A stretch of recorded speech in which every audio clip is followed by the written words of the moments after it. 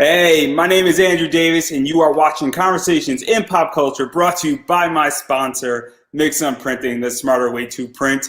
Printing your creative projects can be confusing and stressful, but Mixum is here to make it easy. From their instant quote calculator that lets you get as many quotes as you want for free to their 24-hour customer service support, Mixum is here to make sure your printing experience runs smoothly from start to finish. You can choose from a range of premium printing options and materials, and the company has also printed many Kickstarter campaigns, and many of them you've actually heard, and a bunch of people that I've interviewed have used Mixum, and they say very nice things, and Mixum produces an amazing product. And so they offer services in the United States, Canada, Australia, and the UK, and Mixum can print and reach your audience around the world. So if you're ready to print smarter, not harder, head over to Mixum.com. And right now they're running a promotion where listeners of my show can drop my name, Andrew Davis, in the message tab of a current order to get 5% discount on their first order. And believe me, a 5% discount or any percentage discount is super important when you are counting your pennies and you're just trying to make your budget work for you, whether you're running a Kickstarter or printing any type of comic. Every percentage point counts. So that is Mixam.com. Again, type my name, Andrew Davis, in the message tab of your current order to receive a 5% discount on your first order. And so I have with me comic creator Jay Mooers. So welcome to the show. Hey, thank you, Andrew. Good to be here. Yeah, no, I am super excited. And obviously, we got introduced due to Rusty Gilligan, which I'm very appreciative. And I know that you do a bunch of work for Rusty and a bunch of stuff. And obviously, we're going to talk about Eden Park Tales with Autumn Gray and Illweed and Scales and Sand. But before we do, I want to talk about trading cards because you've done a bunch of them at this point. And I know we might be doing some of this slightly out of order, but I think the best place to start is talking about what you've done for Dynamite. And there's a particular set that I want to start with that I think everybody sort of knows a little bit about, and that's the Kiss sketch cards. Okay. Well, I'll start by saying the Kiss sketch cards from Dynamite were actually the first sketch cards I have ever done for any company. That was 2 years ago. And it opened up a floodgate where I now do, hundreds and hundreds of sketch cards. It's kind of my in-between. Like every project I have, I'm like, all right, I'm going to take a break. And for my break, I am going to do 3 sketch cards. It's like the filler. It's the frosting in the art cake. And so to even talk about this, how did you even get into the sketch card game? Because obviously card collecting in the last 2 years has gotten bigger than anything else has gotten. Whether that's COVID related, whether that's just a bunch of people coming in. Obviously, I'm a Pokemon collector.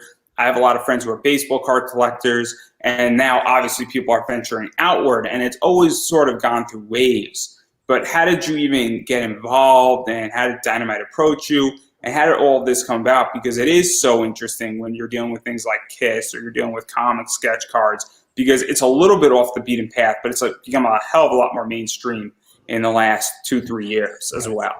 First, I just want to add a little disclaimer that I do have 2 little dogs that are right now battling each other around my feet. So if you hear growling and snarling, it is coming from around my feet.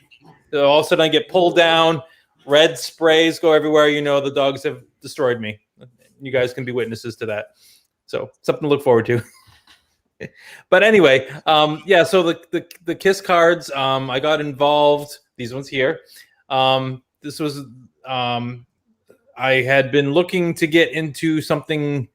I was looking to expand from the indie comic market into something with more licensed materials. So I reached out to a friend of mine who works for Marvel, DC all the time, Mark McKenna. I don't know if you know who he is, but he inks a lot of work for. I know who he is. And he actually told me to get in touch with Dynamite. He had a connection there, and I reached out and said, hey, I know Mark. And they actually came back and said, hey, I used to be roommates with Mark in New York. So boom, I was in. So he got me involved with the first set. And it just kind of avalanched from there. I started with the Kiss cards. Then I went to Deja Thoris. If anyone doesn't, they don't know, it's the Queen of Mars from the John Carpenter series. I'm seeing if I can pull it up. That's not the right one. You got so many of them. Yeah, so that was my second one. There we go. So to even talk about that, because obviously, sticking on Kiss for 1 second, because okay, let's go back to Kiss. I'm sorry. Kiss. It's the idea that what was that even like to do those? Because obviously, it's a big licensed product. Dynamite has, I think, right now the license to Kiss. I know they're producing Kiss. I just went on and bought a bunch of comics on preview online, and obviously, it's so iconic that it doesn't just appeal to comic fans. Right. At this point. Now we're going into a bigger marketplace, because comics are a very small marketplace. And so what is that like to be trusted to deal with something like that? Because not taken away from any other thing you've done, but that's probably one of the biggest things Dynamite owns that's not comic related that they're going to work on and put out there. So you can be trusted. I mean, it must be very cool, but also a little bit nerve wracking, because if you fuck it up, it was my first big name license that I was working under.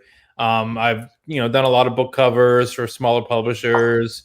I've done a ton of comic work for indie comics. So this was my first like licensed big name project, and I was very, very intimidated right at the beginning there, and it took a little while to get used to, because I was like, oh my God, I'm actually drawing for the band Kiss, And of course, people are like, oh, did you go meet them for the pictures? I'm like, no. And even still, though, the fact that you're associated with it is very cool. Yes. And obviously, I'm assuming, and I don't know the full details, and we're not going to get too tangled in the weeds, but I'm sure Kiss sort of has the final approval on some of this. And Dynamite also is very protective. And I'm presuming nothing was sent back. So that's usually I didn't get any complaints at all from that set. So which means there were complaints from others. And then obviously talking about the Queen of Mars, because that's another one as well. And this is where we start getting a little bit more niche down, because Deja Thoris is obviously more comic oriented, John Carpenter type-esque. And obviously this is very much a staple at Dynamite right now. Right. Yeah, between that and other ones I've done a bunch of, like Vampirella, Chaos. You probably have most of the cards ready to flip through anyway on a lot of the Dynamite stuff. So what was this like? Because obviously there's certain things you could do with Deja Thoris that you can't do with Vampirella. And obviously this also hits a very different niche, where obviously I didn't know who Deja Thoris was until about 3 years ago, and I'm 28. And so now my maturity level in comics has shifted out of more DC and Marvel into Dynamite and companies like Zenescope. And obviously I don't know the full demographic of Deja Thoris, but I would not give an 8-year-old Deja Thoris. No. So this was the first project I was ever on where I was drawing scantily clad women, which is a common theme in sketch card collectors. They do like their scantily clad women. So I mean, if you look close enough, there's some provocative images here. I mean, there are. I don't have a censor bar, so hopefully we get in trouble. But it's the idea that they're all covered, barely, but they're covered. It's pushing the line here very much. But they're metal pasties. Come on, they're like bulletproof. I mean, if you're going to go into combat naked, you need some protection somewhere. There's some protection somewhere. There's not a CVS around. I'm just saying. It's brutal up on Mars. No CVS, no, not even a Walmart. So, God forbid, no Walmart. But even the idea that, getting all back to seriousness, it's very different when you're drawing, obviously, very, semi-naked women to some degree, and putting that out there into the sketch thing, and also making it look artistic, making it look classy, how it's supposed to look, and not just being very pornographic. Right. I'm sure there are sketch cards that are that, but obviously There are, Dynamite. and I hope you're not going to put some of those up because I have been involved in some of the more risque card collections out there. There's one on eBay that's going for $40. I can tell you that. Does it have to do with a car wash or I succubus? think it has to do with Cherry being eaten by like a dinosaur. Oh, okay. Yes. Yeah. And so, what was this like really pushing this out? Because obviously this is a big forte into more of what Dynamite does and what Dynamite pushes out there for the first time. Like I said, it was the first time I was drawing things like this. I mean, I've certainly looked at pictures like that before, but this was the first time I was actually hired to draw risque pictures. And at the moment, it was like, oh my God, I actually have to I have to research. I'm sorry, I got to research. The wife would walk in. What are you doing? I'm like, I'm researching. And so that's and it was legitimate research. And my understanding of Dynamite, and it's been a while, that Dynamite obviously has very provocative comic covers. Yes. I don't know if Dynamite, though, does nude covers the same way that a Zenescope does nude covers or a Boundless comic does nude covers. I think so far, everything I've done with Dynamite has had, you can't go nude. You can go as close to nude. They want you to go as close to nude as possible, but they don't want nude. And so versus a company like Zenescope, and obviously I have a relationship with Zenescope. They happen to like me. I happen to like them as a company, and I've interviewed a bunch of artists from there. They do a Z cover, which is their thing. Boundless Comics does nudity, but I don't think Dynamite. I think they pushed the line, but it's very interesting in that regard. And then obviously this is another set to just throw up there, and this is what I think for 50 years of Vampirella, which is crazy in its own right. I think. So over the past 3 years, I have done actually 4 sets of Vampirella cards between Dynamite and then Fivefinity got the license from Dynamite to do Vampirella cards, so I did some through them. Vampirella, and then there's some Vampirellas mixed in that last one you were just going through. I'm finding the others here. I'm not doing very good at it. I'm clearly failing here. Clearly. So I'm going to quit while I'm ahead. A whole bunch of heads right there.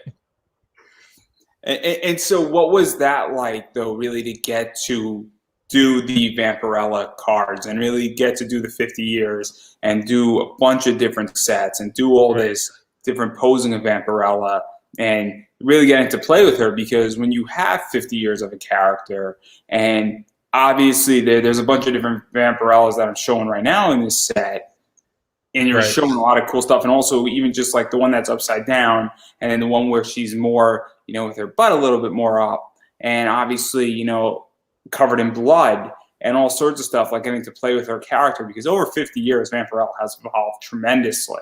Yes. Yep. With that set, Vampirella, unlike Deja Thoris, who I didn't know and I had to research in order to do the cards, I knew who Vampirella was. So I was like, now I'm working on a comic set I'm familiar with, and it's one that most people I know are familiar with. So I'm like, hey guys, I'm working on Vampirella. They're like, what? You're doing what? And it is cool because obviously people who love Vampirella, and this is something that I think people don't understand about Dynamite, is that once people get into Dynamite and they get into a character like Red Sonja or Vampirella, and then Dynamite's unleashing a bunch of new characters as of lately, people really want to follow those characters. And, and I think Red Sonja and Vampirella are really two of Dynamite's big forefronts. Right. And Barbarella, I think it is sort of becoming a third in a lot of ways, that they become indoctrinated in, and they love seeing all this stuff. And so it's very much a cult following Dynamite has built. Right. And that's why these cards are very cool, because they're really placating, I feel, not necessarily to somebody who's a flipper, but to somebody who is a collector and wants to enjoy it and is not looking to, sell it up on eBay per se. And that's why, some of them still do that. Yeah, people still do it. But the idea that I think is really happening is that this is really more of a product, I think, for collectors versus, sellers or resellers. And it's very cool. And so as an artist and doing all this stuff, I mean, it seems that's where the trend is, at least with this stuff. And what is that like for you that people say, I really want to appreciate this because I like these characters and I want this in my collection? Right. And now the way sketch cards work, and I'm sure other people have told you, is we get artist proof cards for working on the sets, which then we can do what we will with. And I sold out quickly on my Kiss AP cards, and I also sold out on my Vampirella Dynamite cards pretty quickly. Those are both like instantly recognized. People contacted me right away, wanted pictures of those done. So, and so what is that like for you? Because obviously, money's good and money's fun, and on top of it, it's the beer money, right? We were talking about that before we started filming. You need your beer money. It's your bonus is really what it is. But even when you're working, when you're doing sketch cards, I mean, you don't make much on the cards you do for the set. Essentially, what you're doing is you're promoting yourself in the set, and you're getting a handful of cards that then the collectors see your cards in the set, and then they want cards, and they reach out to you, and that's where you can make decent money as a sketch card artist. And it's also commissions and other things that can come out of that. And then also, other publishers look at this stuff too, because it's also a gigantic advertisement in a lot of ways. Yeah, and they all know each other. So like if you do something really nice for one company, other companies are noticing it. So that's kind of how it started. That's when I started with Dynamite, and then I got involved with Fivefinity and then Rusty's cards. And I think I'm involved in 5 or 6 other card companies as well. And so before we get into all that, I do want to show, obviously, quickly the Betty Page stuff, because this is some of the nicest stuff, I feel. And no, my elf is not in the card. I want to make that crystal clear. Although she looks kind of like appropriate up in the corner there. If she had a halo, it would be so fitting. It'd be so fitting. But it's the idea that that's out there. And then also there's another cool thing that's out there. And I think I'm about to drop it. Now, that's the Kiss stuff right there. I'm really not doing well here, guys. Clearly all my images are not functioning. And I'm probably getting everything wrong here. So here it is. This is the one I wanted to point out as well. And this is Fallout. And that's another one that's really cool, because that, again, is also very much like Kiss, where it's outside the normal Dynamite stuff. So the challenge there was we had to make 10 cards the same. They would approve one design for 10 cards. So the challenge was to redraw the same card over and over again, keeping it similar, but still like finding ways to make it a little unique. I can imagine that could get annoying in a lot of ways. Yeah, I had to get very creative with creating like a template that I had to make sure I made copies of, because if it wore out while I was using it, I'd have to have like a fresh version to use. It was a little extra challenging, and honestly, like, it was a little frustrating having to draw the same exact image multiple times. I could imagine, but also it's very cool to work on Fallout. And that's why I was like, I'm doing it. Yeah, Fallout it was great. I'm not the biggest Fallout guy per se, but I appreciate it. I have an entire shirt design that I might as well show that's based off of Fallout at this point. And so that's my shirt design, totally self-promoting here. There you go. It is a semi-rip off of that design where you have, Fallout, and he's, having the thumbs up in the circle. Yep, it's your own Pip-Boy. And so there you go. That's what I pulled out of Fallout Boy. And then, or not Boy, Fallout. Wow, I'm really just not playing. There should be something in this drink, but there's not. And then obviously the other few cards I want to talk about are obviously some of this, and obviously we've got some Red Sonja in there. We obviously have, I have to say, the Chaos ones, I had so much fun drawing. Like I just, like I'd done a bunch of sets before that, but for just some reason, the style, like especially like Evil Ernie, I had so much fun drawing him, and just like because it's kind of a looser style, which is closer to like my own style. It just kind of. Speaking of Evil Ernie, you can actually get the Dynamite's rebooting it for December, and issue 1 is up for pre-order, guys. So if you're interested in Evil Ernie, not a sponsor, but check it out. and so that's out there. And then obviously this right here is very cool with some of the Red Sonja and some other Vampirella and a bunch of other cool stuff. And I think Shirana, or I can't speak. Sheena. Yes. Sheena of the Jungle.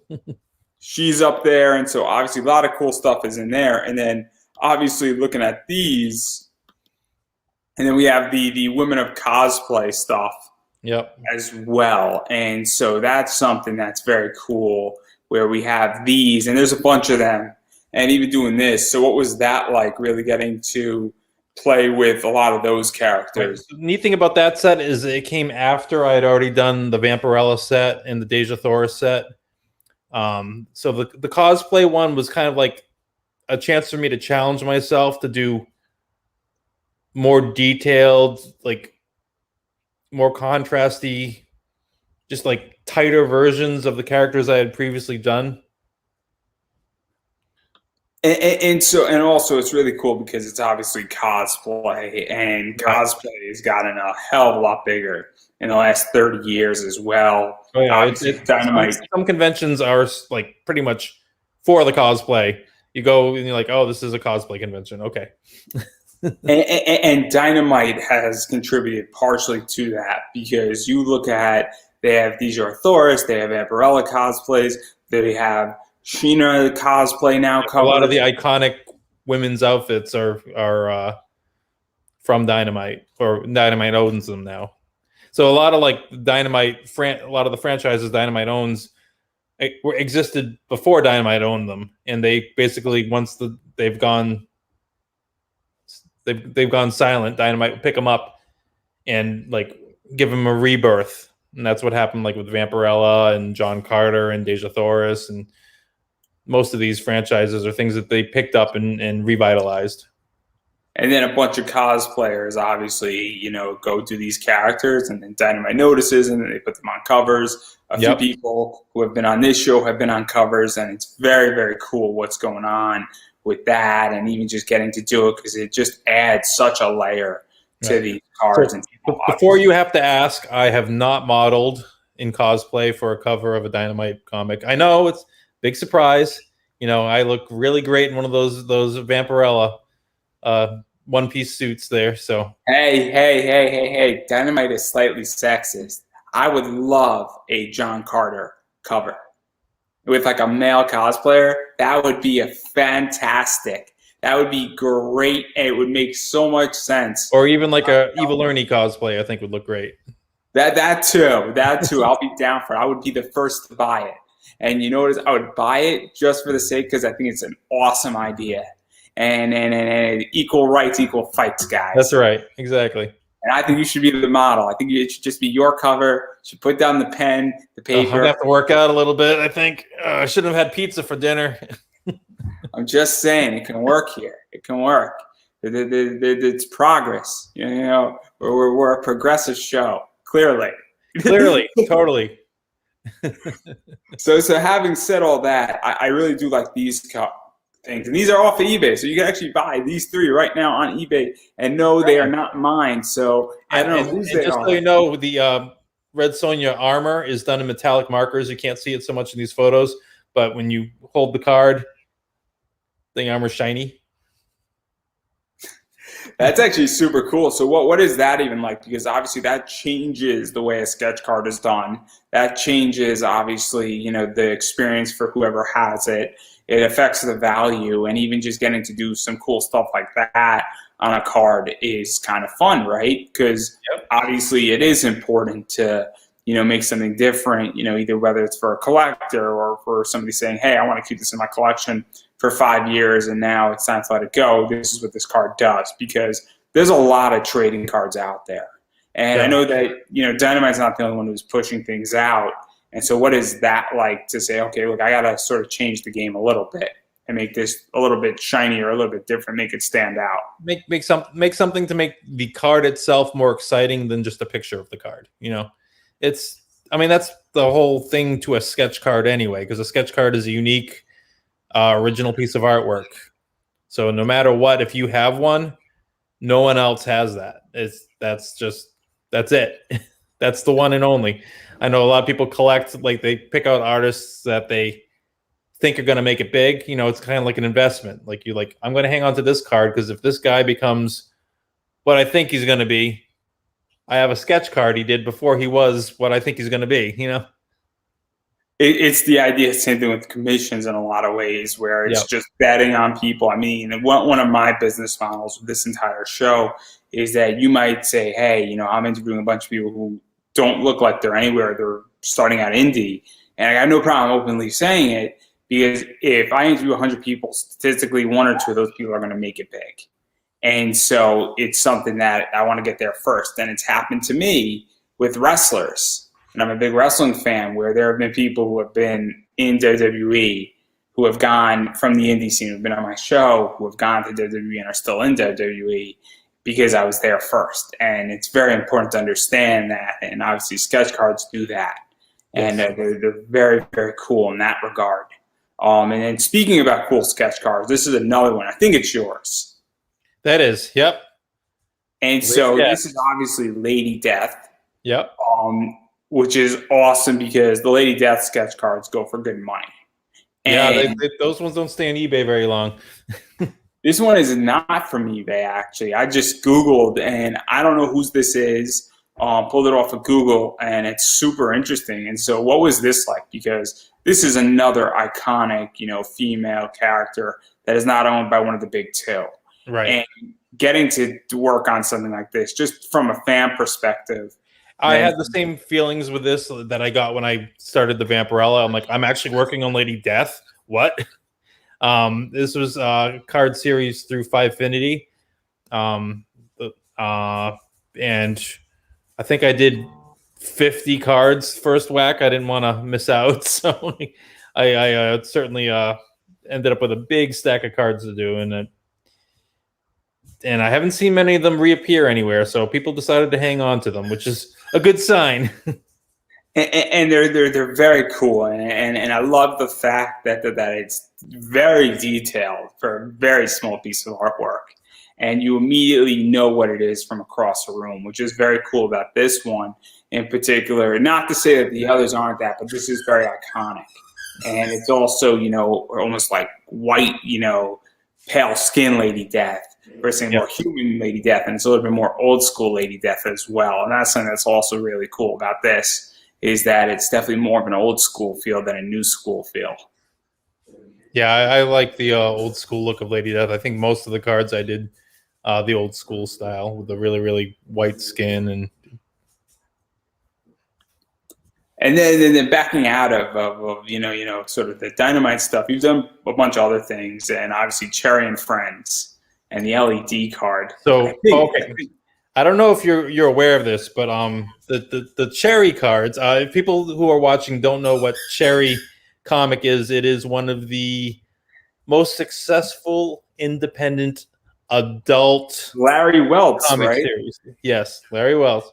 I know who he is. I know all about it. And then I'm an old school underground comics guy, way before my time. I'm 28, but I've gotten deep down inside, Dennis Kitchen down inside.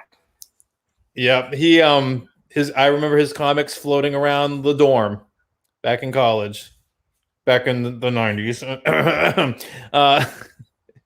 So the fun thing about Larry and the Cherry comic is I ended up landing, he liked my cards and he reached out to me, and I am now the official colorist of his classic comics. So I am coloring his original comics. They're going to be doing like a Kickstarter and such. But so I that's one of those examples where doing some cards somewhere, somebody noticed, and then boom, next thing you know, I'm working with the original artist coloring his comics, which is something I have to be careful about doing when my grandchildren come to visit me in my art studio. So to talk about that, because obviously, you're coloring his comics, and are you going like the old school and it's almost like you're rebooting it, or is it the continuation of the new stuff, or what It's exactly? the original old stuff. We're rebooting it in color because originally all his comics were in black and white. There were no gray tones or anything to them. They're just strict black and white. And now I worked with him on a close to flat style, but I like to add a lot of extra to my coloring when I color. So I was able to find like a middle ground where he really liked it, but I got to add a little bit of flavor, a little extra flavor to the coloring. And we've done quite a lot of pages already. Because the reason why I ask this is that it gets very tricky because you don't want to be insulting. Yes. So everything I've done, I've had to show him and get approval and adjust things accordingly. And I guess he's very picky about this sort of stuff because it's his baby, and he's letting me mess around with his baby. And it's also the idea that you also want to keep it the way it's supposed to be kept. Yes. Meaning that there's an old guard from the underground comics days, and you don't want to insult the work, and you Correct. also don't want to taint the new generation. And then they look back and then they see the underground stuff, right. And then they're reading both of it, and then they feel like they've been cheated because it could be very upsetting. To a lot of people, it could be upsetting to the old school. It could taint the new generation, and it could create a whole bunch of problems. And there's a lot of stuff that happens with this. Obviously, I come from, obviously Howard Cruz, before he passed away, was on my show. And obviously very much underground. Trina Robbins has been on, and a few other people, Dennis Kitchen, who is, Mr. Underground Comics in a lot of ways. Yep. Obviously Comic Book Legal Defense Fund, Underground Comics 101. And so it is very cool, though, and it's also the idea that I feel like obviously you're showing him what you're doing, and so paying tribute. But even still, like, what is that like? Because you're bridging a gap in a lot of ways. Yes. So the trick was I've actually have some experience in this from my own comic. The black and white comic has a certain feel to it. You open it up and you experience the black and white comic, and the trick was to color it. But so I wanted to still have that same feeling when you opened it. Honestly, like the coloring makes it easier to read than the black and white, but I didn't want to lose that quality. So I worked with him. We worked out the colors and everything. So we've shown it to some other people, and they think it's really good that it just enhances without altering the original comic. And oh boy, some of the things I had to color were very not progressive. There's a lot of things in there that I had to color. I'm like, I can never show this to anybody. I'll put it in a nice way that my audience will understand. This is so not Zenescope Z-rated cover oriented. Yes. It's pretty much erotica. Pretty much, right. And even putting the erotica aside, a lot of the strong stereotypes and personalities that certain characters and ethnicities and everything in this are extremely dated. And it's a little bit of a stomach turn to be sitting there polishing something that could get me crucified. But at the same time, there are some amazing covers. There's a few covers where Cherry's in the gym, and it's a very different gym than the people understand. And it's a great cover in so many ways. And I don't think that cover is offensive as far as ethnicity. If you know what Cherry is, you can't be offended by it. You know what it is. It's kind of like nowadays if you're watching The Office, there's even stuff in there that you couldn't make these days. Like it's just you have to understand when it was made, what it was, and what it is. As long as you understand that, also, fine. The audience that's reading Cherry knows what they're reading, versus the idea that you don't just stumble upon Cherry. I know if you find it in the bottom drawer of somebody's closet, you're like, "What's this?" Oh, I think it's how we all I'll put it a discovered different way. So that could happen. I'm sure it has, and I'm sure it's either made somebody you really want to draw comics or it's turned them off. It's one or the other. But you wouldn't find Cherry in a comic shop just in a back issue bin if it's an appropriate, well-run shop, right? Because it wouldn't be in the shop. It would be in an adult section, Right. and It would be in a sealed folder. Maybe you could see the cover and that be it. Yeah, you wouldn't see something like that unguarded or unwarned because it's just one of those things. But I digress right there. Yeah. I'm actually so to go back to the point. Yes, I did. I've done a couple card series based on Cherry and her friend LED. And it kind of opened up a gate for me to work with Larry on his comic. And so it's going to be super exciting when that thing drops. And obviously the Kickstarter comes out. I am probably going to be a customer if I have money and if I ever get. As soon as it drops, I'm gonna shout it out right to you. I'll tag you on it and be like, "There it is, go get it." Please tag me in because I want to be backer one on that thing. There you go. First, I digress right there. I'm sure there's other people gunning for that spot too. But obviously, I do want to talk about 3 more cards, and I know you've done a bunch more. But obviously, we have to talk about Rusty, and obviously, I don't know how you know Rusty. Rusty made the recommendation that I reach out to you, obviously, and you commented on that stuff that in that interview with me and Rusty. And I think you've done an Oz set with Rusty and worked on a few of those cards. You've done the COVID cards, which are cool because a bunch of that went to charity. Yep. And obviously there's this going on, I think, with that. Where there's some cool fantasy, Paintings I've done, And then you also did dinosaurs, and who doesn't love dinosaurs? And dinosaur trading cards have been around forever. Yeah, well, they should be. I mean, dinosaurs are pretty old school. I mean, that's a dad joke. I don't know if you have kids, but that's a perfect. I have grandkids, so I'm allowed to make dad jokes. So you clearly well played, sir. Well played. It took me a minute. But what was this like getting to work with Rusty? Because Rusty's been in the industry forever in one form or another, and has done everything pretty much there is. And obviously doing that cool stuff, and I think you have some special cards in that Dino set as well. So I've known Rusty for probably 10 years now. I met him doing the Comic-Cons, and he's a great guy. He's like the nicest guy in the world at Comic-Cons. Everybody knows him as the friendliest guy in the world, and he gets involved in everything because he likes to help everything, and he loves being involved in everything. So he and I were both working on Dynamite set, and we'd start bouncing our ideas off each other. And I think that's around the time we started getting the habit of he's like the only guy I talk to every day. Like he gets up in the morning, "Hey Jay, let's get a text message." And we always chat every day. In fact, we're probably chatting about 5 minutes before I hopped on here.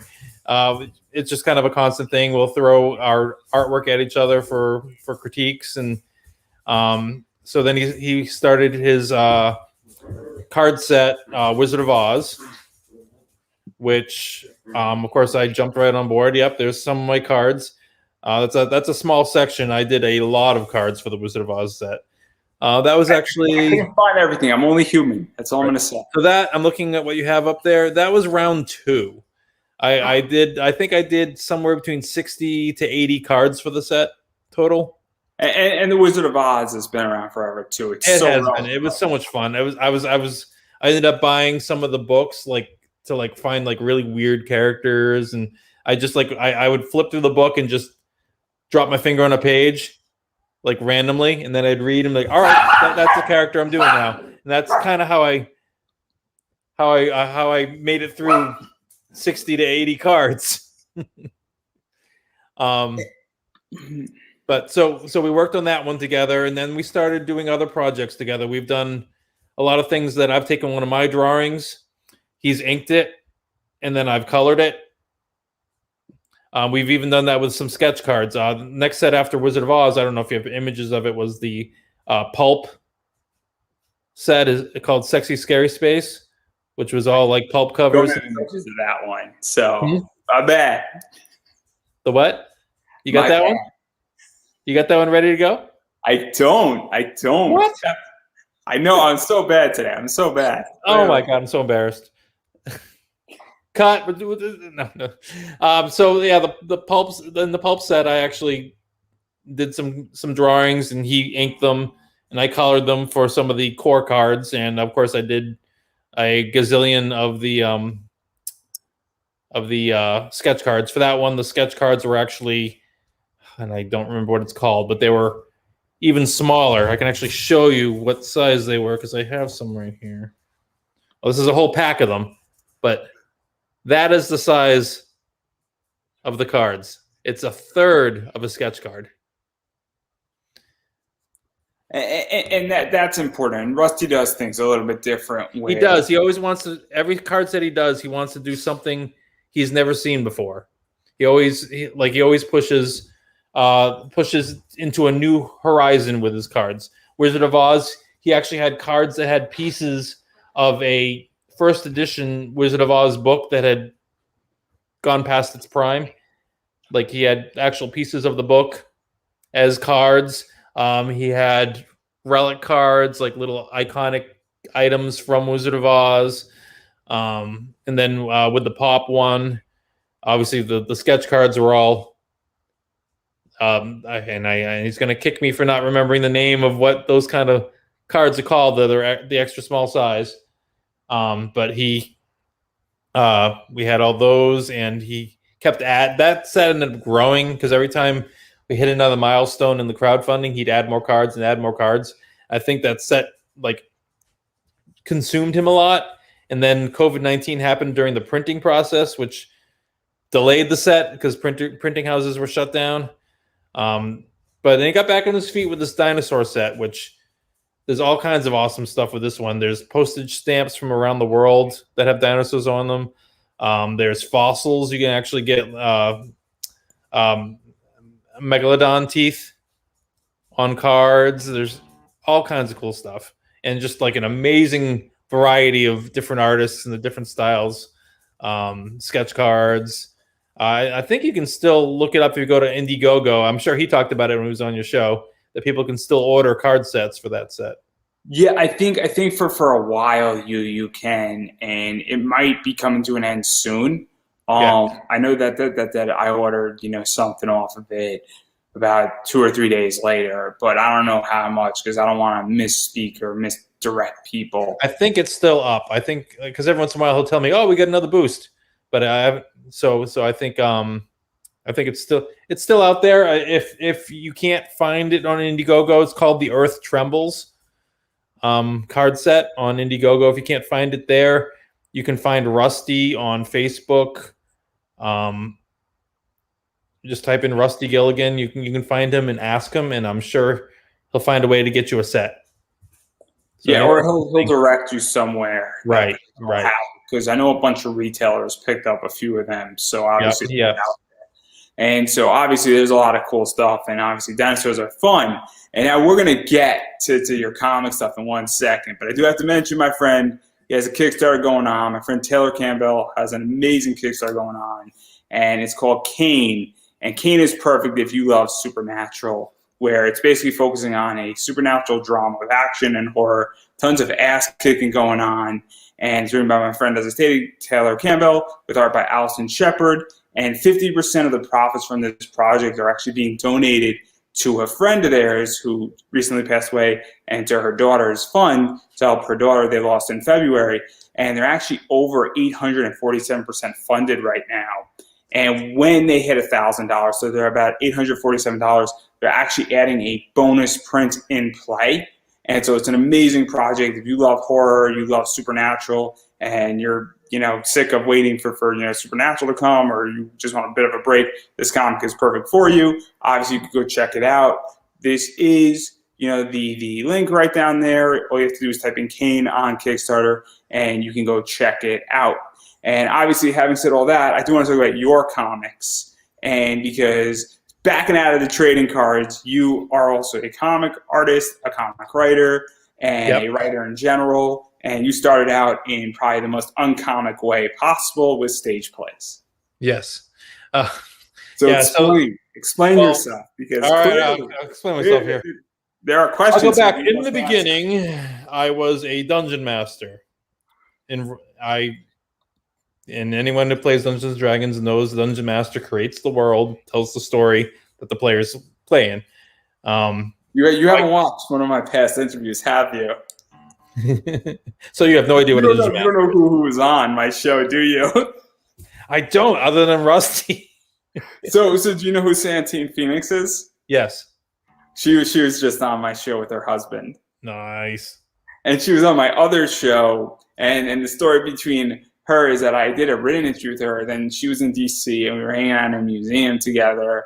And then I got to interview her again, and I interviewed her just for the second time live. And we were speaking about her Kickstarter that did really well. So and she's gonna shoot the name, kill me because I forget the name. And I think your turn not to remember a name. I know. I'm sure I'm gonna get yelled at for it. I think it's like Bards of Savalta, I want to say, or Savatia.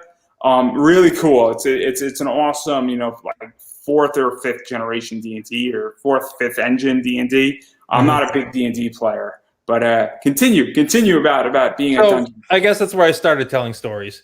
But then, as I got into high school, and I discovered that the chorus was a great place to be vastly outnumbered by girls. Yeah, exactly, because Dungeons and Dragons doesn't get the does girl. Not do that. No. So I ended up getting into chorus, and in turn into musical theater. And being the only straight guy in my chorus and musical theater benefited me very well. I didn't have that gift. I'm not musically talented. I wasn't either, but I was able to fake it well enough. They really needed guys. So I got into theater that way. And then over time, I got a boring retail job. And on weekends, which I always took because it was time and a half, we'd get maybe 2 customers all day. So after I was done the things in the store that I could possibly do, I would end up writing. I started writing a play called Bloodline. It was like a 35-person play. Everyone had a part. It was a straight play. And then sometime after, I got involved with a theater group back in my hometown when I left college, and they decided, oh, we need a show to do in between big name shows. And I was like, I got a show. So we did it. And it got, I guess the only complaint was it was kind of like Lord of the Rings, where it was long. It was like a 3.5 hour show. But people enjoyed it a lot. It was easy to follow, and it propelled me into writing a sequel, which we then did about 1.5 years later with a cast of about 65 people, because the people who saw the first show wanted to get involved in the new show. So I could have armies, which the show actually wanted armies. So it really worked out in my favor. That was the first time I had understudies for every part. It was great. It was a little stressful because it was so many people, but it was great. But that's kind of how I caught the writing bug. After that, I ended up writing a musical, which is published through Baker's Plays. I don't know if you can even get it anymore because I think it's been stagnant for a decade or so at this point. But I wrote a musical with a friend of mine who's a musician, which helps a lot when you're writing a musical. I'm a big Gilbert and Sullivan fan. Me too. I've been in Pirates of Penzance about 6 times. I've been Pirate King. I've been the Sergeant. I've been Frederick. I've been in the Ensemble. I was in the Gondoliers and the Sorcerer. There you go. Really, really, really fun entire play. And I'm not musically talented. I'm not a theater actor. I was a political science major, which makes sense. It's like the same thing, Hey. Government. It's just an acting gig that pays you. That's right. Those are the real actors. A year and a book deal. So let's not kid ourselves here. Yes. Sorry. If you want a job where you don't really work, government's for you. And you can be wrong almost all the time, and you In don't lose fact, job. in fact, you have to be wrong 110% of the time to be qualified. Which is actually difficult, I got that right. Oh, crap. Anyway, back to, we keep getting off of it, but all right. So I had this musical that was published, which was exciting, and I was doing portraits, murals, book covers for other people, occasional children's book work, just little things here and there. And then I was on a family trip to Disney some years back, at this point, about 15 years back.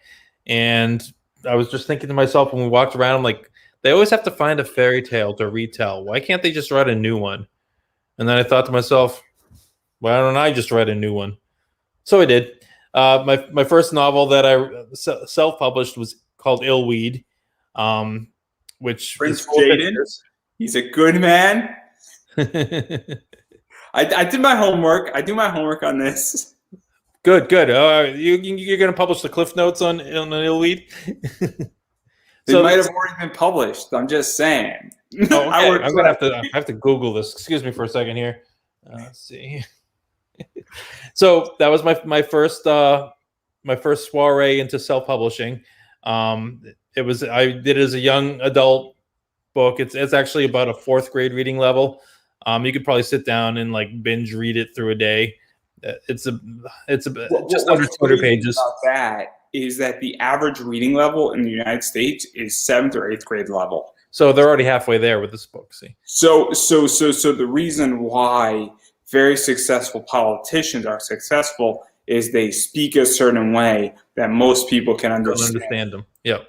And so when you use, if I want to agitate somebody, and I say this openly, I can use really big words, and it pisses people off. And if you don't believe me, watch Chris Jericho and Big Show when they were teaming up in WWE. They used certain words and big words purposely to irritate the fans to make them heels, and it works beautifully because it psychologically affects. But continue about this book. Sorry, I thought it was a great. No, that's okay. So Illweed was my first self-published book. Then immediately following that, the exciting thing was there were actually some schools that started picking up that book, and all of a sudden I'd get like a sale of 30 or 40 books, and I was like, what's going on? What? And then I look into it, and like it's because somebody had bought it from me at a book fair or something, and they did a book report on it in school, and the teacher liked it, and the teacher decided we're going to do this as a class reading. Boom, the school. So what is that like? Because it must be very cool. It is incredible. I mean, I love it when people like connect to a picture. That's like I do artwork all the time, and I know people will, like a certain picture will speak to somebody, and they need a copy of it. They need to know more about it, and that's great. But if somebody can actually sit down and like immerse themselves in a world they've created for hours and hours and hours and enjoy it. And also to even have a communal reading about it as well. Because when you're reading a book and you have 25 kids in a class or 20 kids in a class and they're all reading it, it must be very cool for you when all of a sudden you're like, oh man, some teacher wants to do a class book report on this, and they're all reading it, and then they're all having a discussion. Right, and I kind of wish I was a fly on the wall there. I would love to know what was discussed. But like it changes because it's now your work is being read and pushed forth and all that stuff, and it's very cool in a lot of ways. Yes, it is. Yeah. It's under its own. It's the first time that something that I worked on is under its own steam going somewhere, like without me pushing it there, And then also, chances are that the next, year the teacher might do it again because they have that collection of books now, until they fall apart, which, sometimes takes only like half a semester, but I mean, I don't have kids yet, but I'm sure that when I do, they're going to be monsters. Oh, terrible! I'm going to have to buy them at least 2 copies of Illweed.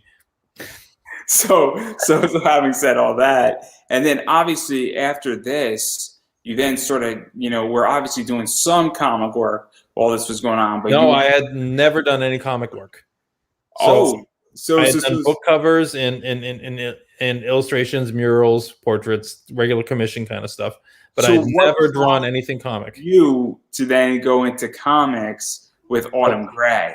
So Autumn Gray was originally my second novel, and I was writing for an adult audience. And you realized that you were going down the wrong path really quickly. Well, I got to around 400 pages, and a lot of it I had long commutes from what I was doing for my day job.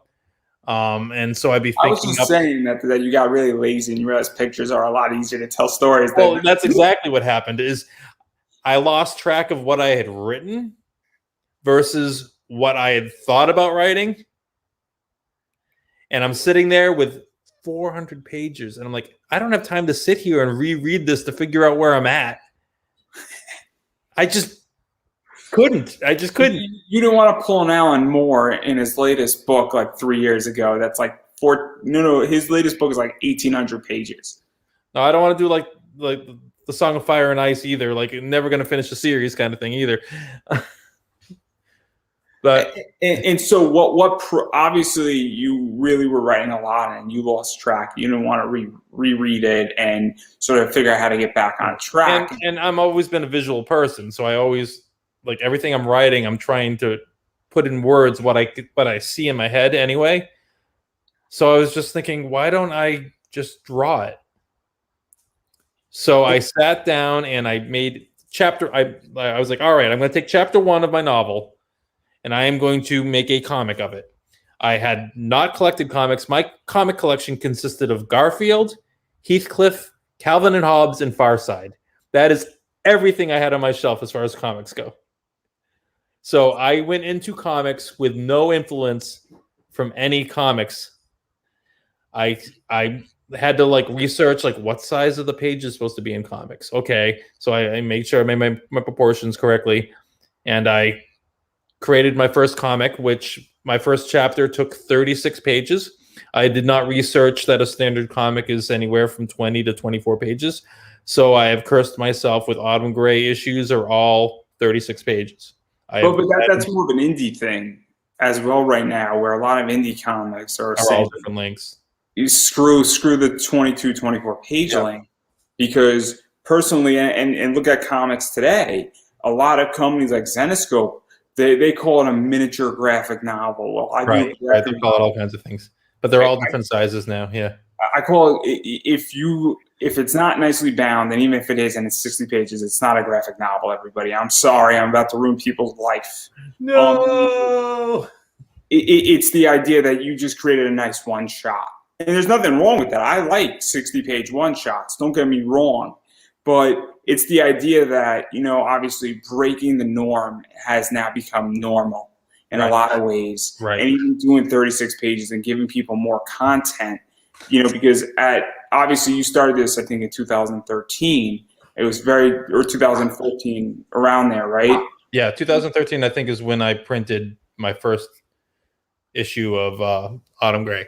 And so what was that like, really doing that? Because indie is not where it is today. I mean, indie is mainstream now in a lot of ways. So what was that like, really printing this and pushing it out there? So I created my first comic, and I printed it up. I printed up the minimum off of a print-on-demand place. I think it was 20 copies. My parents bought a copy. My sister bought a copy. A couple of my friends bought a copy. And the rest of them kind of sat there for a little while.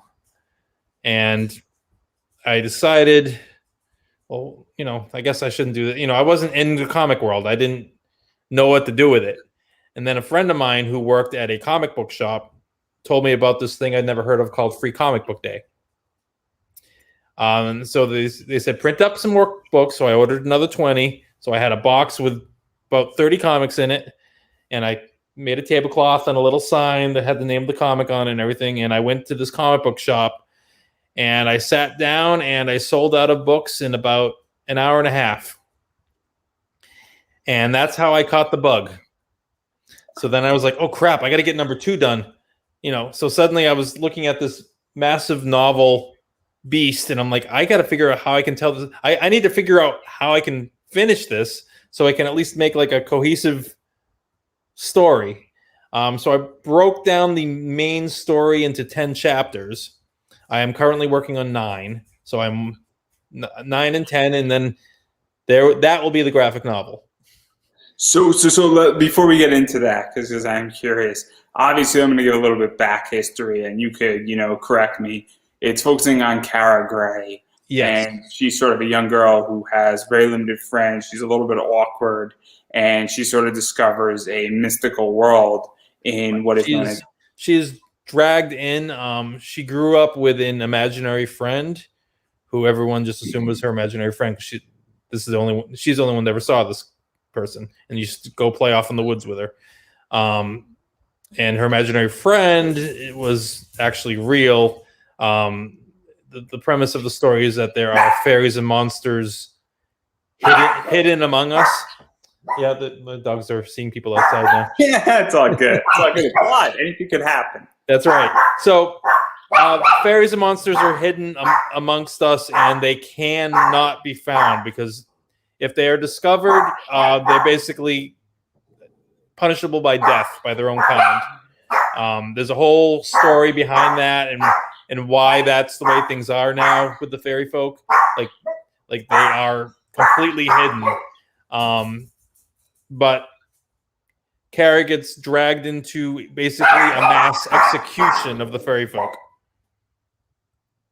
And that's kind of when the story falls from the imaginary friend cutesy story that it starts out as, and falls down the rabbit hole of fairy slaughter and using pets for different kinds of potions and people being hunted down for being affiliated. It turns into a whole rabbit hole of horror, basically.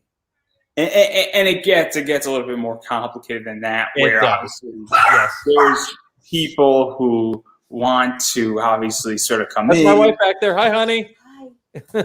and obviously people want to come in. People are using it somewhat politically, what's going on, and then chaos is ensuing in a lot of ways. And so it's a crazy story. And also some people who are close to Kara might not be the best people, and there's all sorts of stuff going on, and there's some deception. So it sounds like you may have done some reading on this one. I'm trying not to ruin anything, and I have a pretty good idea off of Comixology what's going on. Did you pick it up on Comixology? I picked up half of it. So the 1 through 5, the first chunk. Yeah. So Cool. So I picked up about obviously there's a little more than half. So I haven't caught the other 3. Just because I don't want to spend all the money. So there you go. So, but I wanted to get a sense of it, and it goes down a very. I don't want to say it's dark but it's messed up. Is a good way to put it. Yeah, it starts like I said. It starts out. You read the first issue, and you're like, oh, this is like a cute story about a girl and her imaginary friend.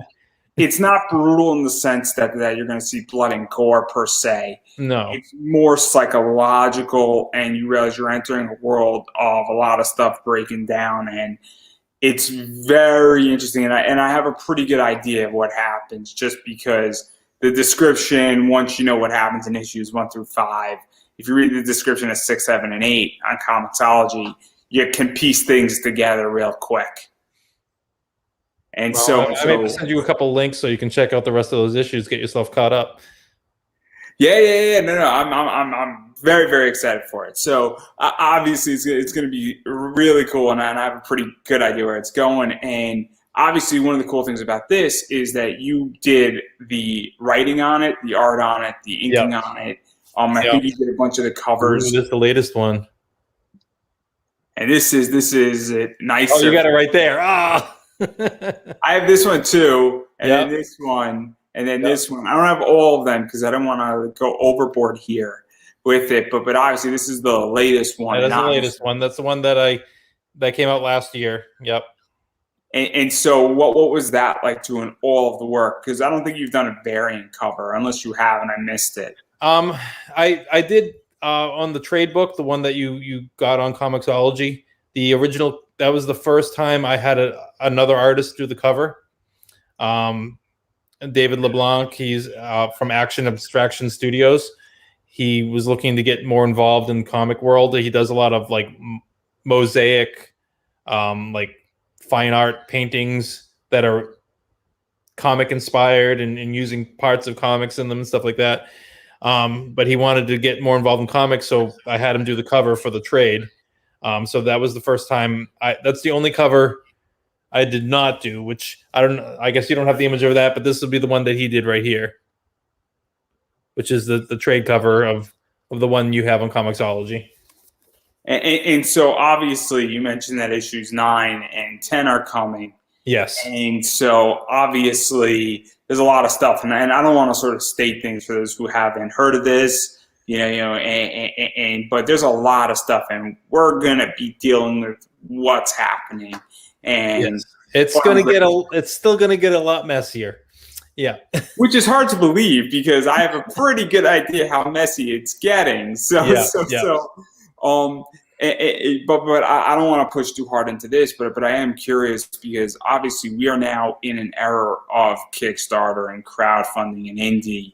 Yes. And I haven't produced a comic yet. I have an idea, but either everybody's gonna love me in the comic realm when I drop it, or everybody's gonna hate me because they didn't think of it first. And I have a project that has to be launched first that is comic related, but it's not a comic book. And that's dropping in November for those, and there'll be more about that later in the next 2 weeks or so. But the idea is that what are you going to be doing with issues 9 and 10? Are you going to be crowdfunding it? Are you going to be kickstarting it? Or is it just going to be self-published through Eden Park and what you've done already for the other two? So what I think I'm going to do is I think I'm just going to self-publish 9 and 10, and then I'm going to save the big Kickstarter for the complete set as one big hardcover book. Oh, hardcover book! We love hardcover books. I do like hardcover books a lot. Yeah, we do. One other thing, people do too as well. I think a lot of people would prefer a hardcover. Yeah. I will only back hardcover books on Kickstarter. It is very rare I will back a softcover book because soft covers don't do it for me. I really like hardcover books. So what I look like some bookshelves. That's why. So yeah, exactly, and I think 90% of my comic collection are hardbound, like collector's issues, not all the single issues. So I can watch them all lined up there. I'm like, yep, there's 1 through 11. Yeah, okay. So what I'm doing is, I'll probably do a Kickstarter when I complete it for the second trade book, which will be 6 through 10, which will be a paperback, and then I also want to have the tome of the entire story. So 36 pages an issue, 10 issues, 360. That's is that 360 pages? That is 360 pages. Yes. So that's a graphic novel. That's like 2 graphic novels. That's an omnibus right there. That's a double pack. So two things I definitely want to mention that now that we're on the Autumn Gray story and all that. Autumn Gray is the first of. It's actually there's a bigger story going on, which takes place over 4 seasons. So Autumn Gray is actually the first 10-book series. Then there's a winter, a spring, and a summer for the big story. And as soon as I find time to do it all, I'll get there. But right now I'm just trying to finish the Autumn Gray story. which makes sense because that's a common problem in Kickstarter right now, where you have people who say, I want to do 15 stories, and they're doing one of each every month or every quarter. And my entire thing is that you should do one and then finish what you want to wrap up. It's I watch TV in that fashion also, where I'm on topic to do X. And that's the whole point, is that I'm going piece by piece. It makes no sense for me to say, hey, let me do issue 1 here, and then 6 months later I'm going to do another issue in another series. Complete the series, finish it out, and then work on your next one, because I want content. And it annoys me when creators do that. And I think it's a common mistake in comics. Personally, I find it a difficult thing for me is my personal projects come after my paid projects. So what happens is Autumn Gray is always there, and in fact I have like 4 other things on the always there list as well. I would love to be able to just shut out the rest of the world, get rid of the deadlines and get rid of everybody else and all the other stuff and just get those 2 issues done. If I was left alone for 2 months, I could finish Autumn Gray. I could even get it colored and have the trade ready to go. But it's just, I don't live in a world where I can just shut off everything else for 2 months. I mean, I got my sketch cards to do. I got my comics to color. I got commissions all over the place. I have artwork to do for all these different companies. I'm glad I have it, but Autumn Gray, I'm lucky if I get it right now. If I get an issue a year, it's just the way it is. But believe me, I'm the first person to know that I do 4 interviews a week, and right now I am gearing up to start a job. Hopefully sooner. They're legitimately just waiting on some corporate paperwork. And this, I mean, the amount that I sacrifice to do 4 interviews a week, I prep up and all that stuff. Like, I'm lucky that if I get to watch 5 hours of television, no, not 5 hours, 5 episodes of an anime. Not 5 hours. 5 hours of like I go to these conventions, like, oh, have you watched blah blah blah blah yet? And most of the time, I'm like, no, I haven't. I got a TV. I only turn it on to play music on it because I'm usually just drawing. I have not touched my Xbox since the middle of December. That is how swamped I am. I'm hitting, by the end of the night, I will hit 126 to 127 interviews by the end of tonight. That's a lot of. It is a lot of interviews. It's exhausting. And people think that it just happens. It doesn't just happen. I spent, 3 to 4 hours actually doing my homework on who you are. And I don't say that. You had some alcohol. You had to loosen yourself up. You have to deal with me. So, you had to get yourself ready. Exactly. But the point that I'm trying to make is that it doesn't just happen. And that's something that I think people don't understand, is that producing a comic, and the reason I bring all this up is that it takes a lot of time. People have day jobs. And also the idea is that if you want to not be poor and broke and actually have a future and actually retire with something decent in your pocket, or, have money to pay your health insurance, well, you need to take your paid gigs first versus your personal projects, second. And look at Scout. All the people at Scout, they all have day jobs. There's a reason why. Yep. It's one of 2 things, and not to bash Scout. I don't know if they're a client of yours, but I think it's no secret where, the only way that company is viable is that if everybody has a day job and then they do it on the side. Right. And that's the way it is. You have to survive, And then there's nothing wrong with that. I completely get it. And I commend people who do it. I mean, this isn't my day job. I would love it if it was. It took me 8 years to get a sponsor.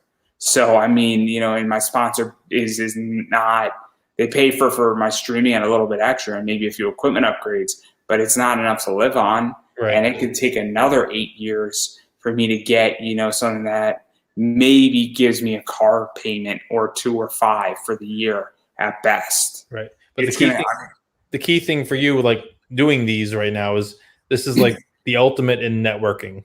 Like you get to bring people in from all different angles and you get to know them.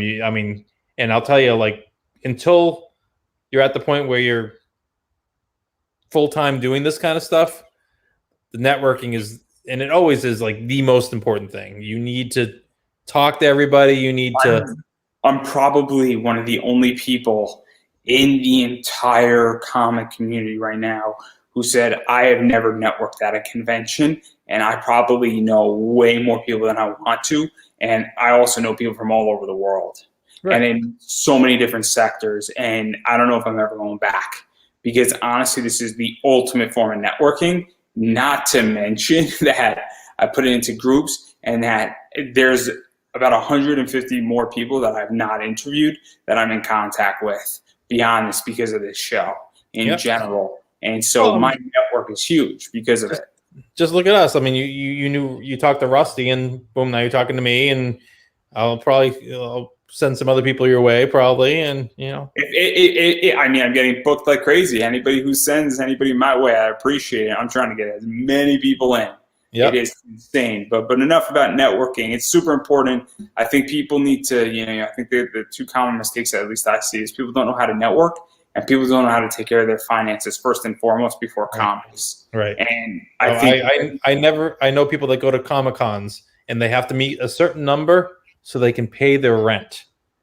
And like, I couldn't enjoy a show if I went there with that stipulation, like that kind of pressure. Like, I have to make a sale or I'm not eating this week. It's I'm like crazier. I leave my charge card at home when I go to Comic Cons and my debit card. I have straight cash. Yep. It is straight. Get rid of the temptation. Just get rid of it. Yep. Well, So, I'm stuck behind my table at most shows, so like my temptation is basically, if I get a chance to chit chat with somebody, we might do like a barter, like I'll give you one of mine, give me one of yours. No, it's not even that. When I go to a con, there's a battle plan. Every dollar has an assignment. So do you do the you do the loop first? You travel around and look at everything?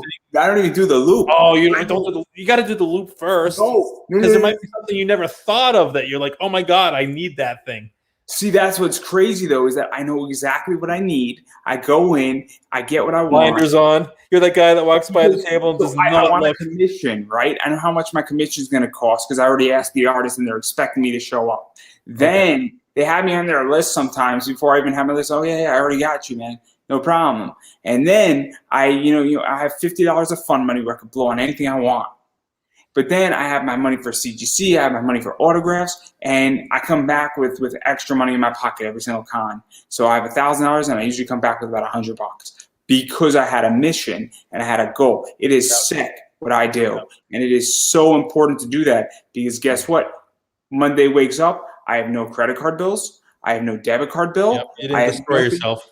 And I have no regrets because all that money was accounted for. And that's the point, is that people need to understand that if you take care of your finances and you take care of, just those two things and networking, you're going to be perfectly fine in this community. And people who are not doing well or are, barely making it, congratulations.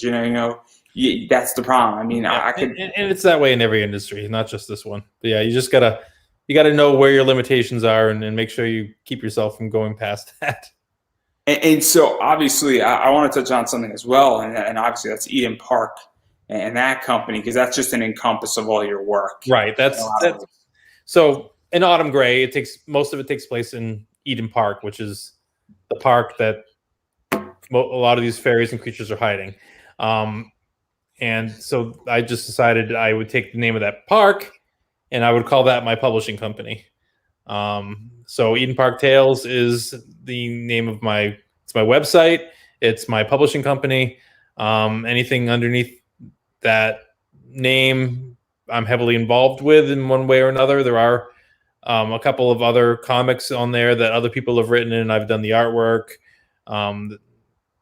But for the most part, it's all me.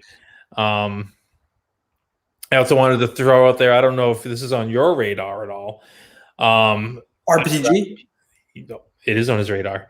Yes, so Autumn Gray is turning into an RPG where you play fairies and monsters and you lurk in the human world. It's in its playtesting phases right now. I actually just finished a major revision on all the abilities. I've tried to keep it simple yet very customizable. Like basically, if you're creative, you could take any ability and just be like Lord of the World. But unfortunately, I'm going to be the game master during playtesting, and I can do the same thing with the ones that are fighting you. So, but the idea is that you create your own fairy creature. And there's like 40 or 50 different races, and you pick what element your character is going to be strong in, and that's where you start your shopping for abilities. And as you do things that please the queens or whatever you do to get, it's not experience points, you get ability points that you can build up abilities and gain new ones, and you can mix them and match them and create your own. Like you could have flaming snowballs if you want, whatever you want to mix together. You can make it work. It's a basic enough system that you can mix them without it being too confusing. But so, there's a lot of stuff coming down with this, and obviously, if you enjoy Autumn Gray, obviously you're going to be interested in this game, or you might be interested in the game and you want to read the comics, and obviously they're going to kind of work in tandem with each other. I got to be careful with the game because I don't want anything in the game. There are things in the game book that will explain some of the things that haven't been explained in the comic yet, but don't really spoil the story. You know what I mean? Like you're like, okay, so that's who that was. So later on, I'll already know who that was. Got it. Okay. And so there's a lot of stuff that's going on with you. There always is. There always is. There's all that. I have a video show that I'm supposed to be filming for a Roku channel. I've been doing a lot of voice acting. I'm art director on a movie. I'm going to be flying out for filming in a couple of weeks for that because I asked them, instead of paying me this time to be the art director, fly me out there, give me a hotel, and let me get a part in the movie. So they agreed. So yeah, I always have a lot of things going on. And so obviously, I mean, there's a lot of stuff going on, and a lot of this is out on social media. Obviously, a bunch of it is just always out there, and I'm sure with this RPG, you're going to keep people informed as well. Yes. When it's dropping, how it's dropping, where it could be picked up, what it could work in tandem with, what, it could be modified. Obviously, people who play RPGs, obviously, Sands and Phoenix is a good example of this, where, building and incorporating 4th engine and 5th engine D&D rule into it. Yeah, on this one, I created a whole new engine. I've done a lot of different RPG games. I've done Dungeons and Dragons. I've done Palladium. I've done so many different ones through the ages. The Mage series, White Horse. And so this is kind of like I took my favorite parts of lots of different games and kind of melted them into something that works in the world that I already created. And it's actually turning out really good. Like I've had, I think, 8 play sessions so far, and everyone's had, like, even like at the very beginning when we were discovering all the big problems in it, we had a lot of fun. So I'm like, that's the most important part. Like it's been fun. Right now I have a party of a Gorgon, which is a Medusa, a garden gnome. Well, he's a gnome that wants to be a garden gnome, and a newt that are currently really pissing off a bunch of goblins and a dwarf compound. They actually stole the crown from the dwarf for bad reasons, and now they're being hunted by giant hamster armadillos. It's a great time, Well, I'm a goblin player, and I have a goblin. You can be a goblin. You can be a goblin. You can be a troll if you want. I'm sick. I have a sick goblin deck in MTG. I'm just letting you know, it kills people in 5 turns or less. It's that good of a deck, and it's not. Oh, and your magic deck. Oh my God, you should see it. When you're going up against elves or goblins or angels in MTG, if your deck is built correctly, it is savage. It is savage. 5 turns or less, I will kill you. It is sick if we're playing 20 life. It is a sick game. And a funny story, quick, and it's like 45 seconds. I had 8 campers versus me and somebody else who had a death deck. And we had 8 campers who each had 20 life apiece. And me and this other kid, this other counselor, destroyed them in about 12 turns. And in 160 life versus 40 life. And it was brutal. So I love my goblins. They pillage villages. And I'm totally cool with this. So having said that, obviously I want to back out, and I am curious. Where do you think the future of indie comics is? And I know you're relatively new, and you're really still producing your first one, and you're going to be wrapping it up sooner. But obviously, it is very interesting. Trading cards are, sort of a cousin of comics in a lot of ways, especially sketch cards. And so I'm curious where you view all this going, because the world's gotten a lot bigger, and obviously crowdfunding and indie comics has changed dramatically, and you've lived through a bunch of these changes. Right. Well, I think the first thing is that thanks to digital, anybody can produce. I mean, this goes way beyond comics. This is everything. Like you can, thanks to the web and the digital world, you can produce anything you want and send it out to see if people want it. It used to be, before the internet, you had to get it in with a publishing house of some kind because you didn't have access to print anything. You didn't have access to distribute anything. it was, you had to get involved with like a Marvel or a DC or a White Horse or Dynamite or basically you had to find somebody that could do that for you. But now, thanks to the internet and the speeds of internet, that you can watch things. Or my sponsor, Mixum. You could print your books yourself. Or you can print them. Well, that's the whole thing. You can print everything yourself now. You can ship everything yourself now. So the indie world basically has let everything in, and there's so much of it that it's finally competing legitimately with things like the comic world of Marvel and DC. Not so much the movies, because obviously Joe Schmo does not have the budget to make a Marvel or DC movie. If he does, then have at it. But I would make the argument that something like Dynamite, Valiant, they're not competing necessarily against, Endgame Avengers, but Dynamite either just sold the rights to, Vampirella or Red Sonja, and it's a big deal. And that happened, I think, a few months ago. You look at something like Jupiter Legacy on Netflix, and while you could not like Jupiter Legacy, it is competition to Marvel for the first time, and indie is getting into that, and a bunch of indie stuff is getting signed. I mean, look at Gun Honey or Honey Gun, right? Or they're making a TV series for Bone, or Stray Dog. There's so many, or The Boys. There's just all these non-mainstream. They're getting footing in the filming industry because people are looking for something that breaks the mold. That's just,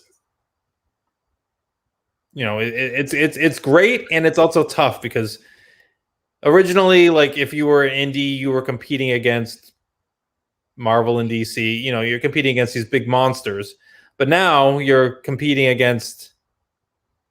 And I shouldn't say it's competing because you're looking for your niche is what you're doing, looking for your way in. Everybody can go through the door now, It's also complicated because I was just in a debate, and I'm on the comic book investing side, and I personally think Stray Dogs. Somebody was like, "Oh, I expect this to be a $500 to $700 book in a few years," and I'm saying to myself, "Look, not to say Tony Fleece hasn't done a great job with it, and that Stray Dogs isn't a good comic." But the problem is that there's everything now is out there, and everything gets us super hyped up the second it gets signed. Gun Honey, I think it is, and I'm really excited for that series. It's a 4-part, miniseries by Titan, and the 4th issue just dropped for pre-order today. And obviously Comic Minute and a bunch of other companies are picking up variants for issue 1 right now. What's going on is that got licensed and signed for a TV show. So everything is getting licensed, which means that a bunch of stuff's going to get a pop, and it's just a matter that I also think everything's going to fall down again. And that's the other thing, too. Just because everything's getting signed doesn't mean everything's going to be good. It doesn't mean that it's going to stay good, because in TV, they'll spend $30 million on a TV series if they want to. And if it sucks, well, great. I look at Jupiter Legacy. They spent millions, Netflix. They did, yep. And it got canceled after the first season, yep. But, and then I made the argument with Jupiter's Legacy, and I said, look, it's a great move for Netflix. Because guess what? They own those 8 or 10 episodes. It doesn't matter anymore that they spend millions, because in 5 years from now, they just own 10 episodes of something. And then they produce enough of that, and they produce 100 series. Well, now you have 1,000 episodes in your library that you own. So if you're looking at it from a small position like that on content production, if Netflix spends $20 billion every single year. If they spend $100 million to produce Jupiter Legacy, that's like pennies for them. That's pennies to own it in perpetuity. So, but I think a lot of stuff is hyped right now. Well, I think the best way to determine, wait 10 years and see what we still remember. Like that's the way it always is. I mean, people are always hyping, like even back in the 80s and 90s, hyping certain events in comics, and sometimes, yes, they end up being big deals because we still know what they are. Like they're still trying to make a Dark Phoenix movie that works, like Dark Phoenix did back in the comics. I think it's just, you got to, right now, everybody wants to push whatever they have as the biggest and best thing all the time. But you got to, like I said, wait 10 years and then see what stuck, see what you remember, versus what just gets thrown aside. Like I just thought of like John Carter. They had that big, huge budget movie that, what was that, 5 years ago? I don't even remember it. I was watching it. I'm like, this is really well produced. And I went and looked. They spent a fortune on this, and it completely bombed. Like it's funny what sticks and what doesn't. You know. It's so odd and so weird and it can be the dumbest little thing that makes it work or not. You know, and you never know what it is, which is part of the game, I suppose. There's so many good things out there, and I'm not a huge Ty Lopez fan, but what he says is that all the good books in Barnes & Noble are in the corner of Barnes & Noble in the self-help section, which is in the corner of the store, and the book that has been sitting on the shelf for 3 years is the best book to pick up. And I think it's the same thing with comics, is that all the good stuff that you know is going to stand the test of time and be the best stories is always passed over because it's not put out first. Right. But and anything that you collect when it comes out isn't going to be worth what they act like it's going to be because everyone's collected it. The stuff that's worth a lot is stuff that nobody saved. Or was passed over, and then people are like, oh man, this is really good. Right. Yep. Yeah, it's super interesting. But having said that, obviously we could go for another hour easily, but I don't want to. I actually have another guest in like 20 minutes, which is really oh my god. Well, hi, other guest. I double up. So obviously though, I am curious.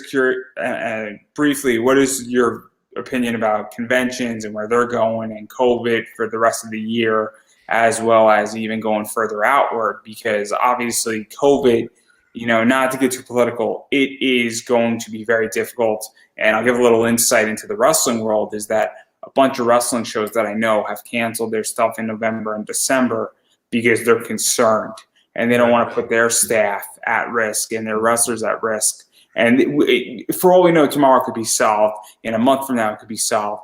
But there's a lot of concern that's going on. Right. There's a lot of money in these events, and it's tough to predict what the COVID thing is going to be like in 3 months. And also, New York Comic Con is going to be a big test on if that con is successful, if dealers are successful, because that's the other thing. If guests are happy, especially when you're spending money. Also, how much money people have. So far with the shows, I have to say I've made and people I've talked to have made real good money. I think it's because a lot of people that go to shows haven't had shows in a year and a half.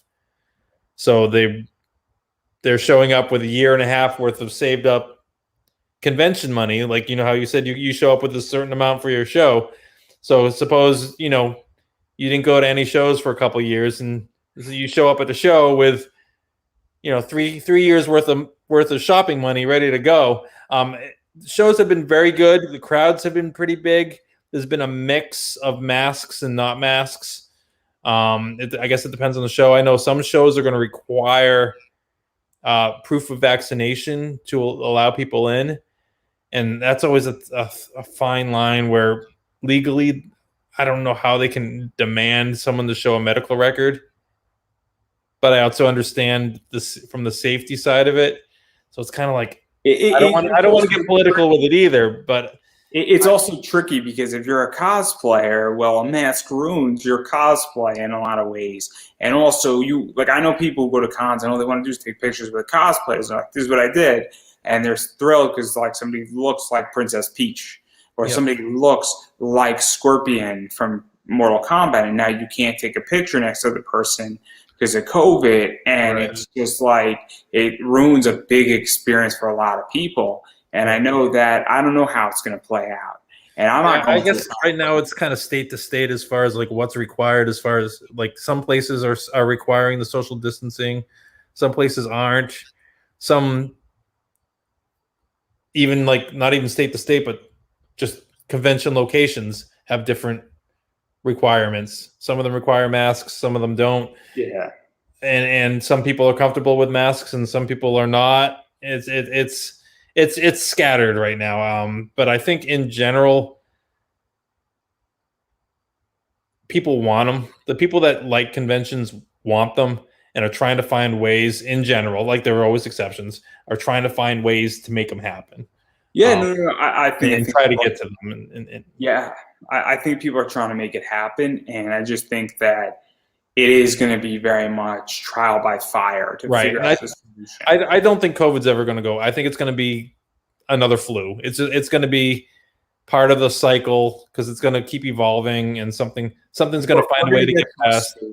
Where we all have herd immunity. It's just a matter of how we get there, whether it's through vaccinations or natural. It's going to be a mix. It's going to be a mix, and that's just the way it is. And the whole idea is to try to minimize the people that would really be in jeopardy about getting it, trying to minimize how many of them get it. Now are we getting political? Is that what we're getting here? No, we're not getting political. We're just getting medical. Yeah, we could get political, medical, get in between. But no. The reason why I bring this up is because obviously everybody has a different view of it. I'm obviously in Connecticut. I'm personally just letting the dust settle because I have no idea what this landscape looks like and economically how it looks like. And also, I'm a panelist and I don't know how it looks from a perspective where if they cut my attendance in half, it becomes not a good speaking engagement to capture people and funnel people into my podcast. Because now I go from 250 people down to 120. That's the other thing that, like I'm saying, how is this all going to look? But again, I'm just letting the dust settle because I don't know how it's looking. And I think it's a fair position because what I'm selling is trying to get you like my Facebook page.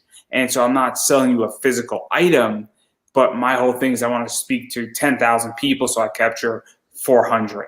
And that's where I'm at. But I digress right there. And I want to get away from being political and all that stuff and business-oriented. And I do want to give you an opportunity to self-promote because I know you got a lot of stuff going on.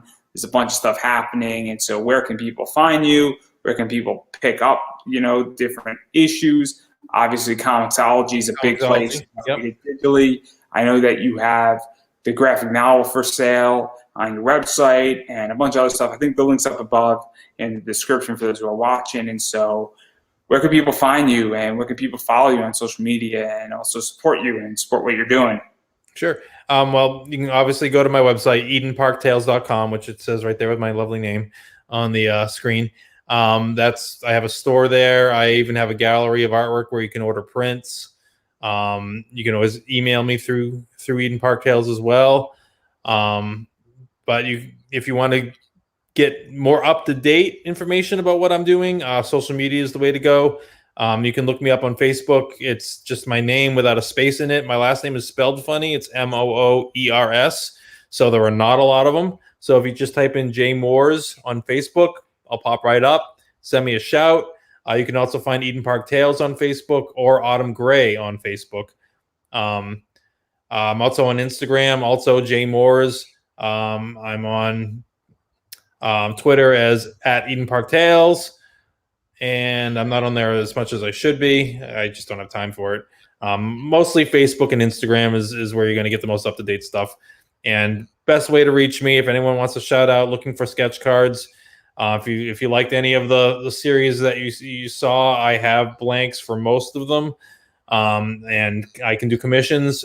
Send me a shout out, either email at jmoores@yahoo.com or go on Facebook and send me an instant message.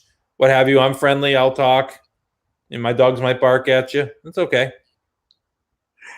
And obviously, one of the things that I'm going to say and then just reiterate is that you have to support indie. And what that means is that you have to buy people's independent comics. You got to support them when they run campaigns, sketch cards, trading cards they worked on, projects that they've been a part of, you have to support. Obviously, if you like something and there's blank, cards, obviously commissions, things of that nature, because that is super, super important at this point. And that's a way to support people. Also, just following people on social media goes a long way. Tweeting out, because you never know who's watching or sharing on Facebook. And all of a sudden, somebody might be looking and say, oh man, this artist looks amazing. Let me see what's going on with it. I'm friends with a bunch of people and I push things out, and it happens all the time. Someone's like, oh, this artist, let me go take a look at their work. Oh, let me go book them on something. And it happens all the time, and it's so important at this point. So obviously buying things, getting commissions, getting things of that nature goes a long way. But even more importantly than that, and just as important, because obviously we all need money, we all want to eat, we all have bills to pay, but following people, because that goes a long way on Facebook, Instagram, Twitter, Facebook pages and all that stuff. So obviously on that note, it's super important. Also, I am independent. I do have a sponsor. I do live reads. But beyond that, you can go buy me a coffee, everybody, because all that money goes right back into the show. My sponsor, they pay for a lot of stuff, and they're making most of season 3 happen. But it's the idea that there's a lot of equipment and there's a lot of effort that goes into this, camera, lighting, green screens. And I am far from, all that stuff, because sponsors only go so far. So if you like what we do here, you can buy me a coffee, and it's a bunch of perks on there. And so that's super important. So obviously go do that. But if you're going to go do that, also go pick up a copy on Comixology, or a physical copy. You can pick up the graphic novel of Autumn Gray. And I don't think you will be disappointed, because I thoroughly enjoyed the first 5 issues. And there's a little bonus in there as well. So obviously on that note, I'm going to give you the final word. Well, I was just going to add the comment. One thing that, following is great and everything. One thing I love is feedback. Like, I sell books to people all the time. I sell comics. I always tell them I would love to hear back from you. Even if you hate it, I would love to hear what you hated about it, because I want to know what resonates with people. So please, if you read something of mine, send me a shout out. Let me know what you thought of it. Tell me who your favorite character is. Anything. It just helps to know that people are engaged in what you're doing. I spend a month making a comic that takes somebody, 15, 20 minutes to really just kind of read. But it's good to know if they pick up something from it, Yeah, that is important. And I think that obviously, if you pick this up, seriously, go give Jay a feedback, a shout out, and tell him what you thought of it, whether you love it, hate it, or even where you think it's going, because that's so helpful. And I think I could never have said it better myself. So on that note, I think that is a wrap. Thank you, everybody.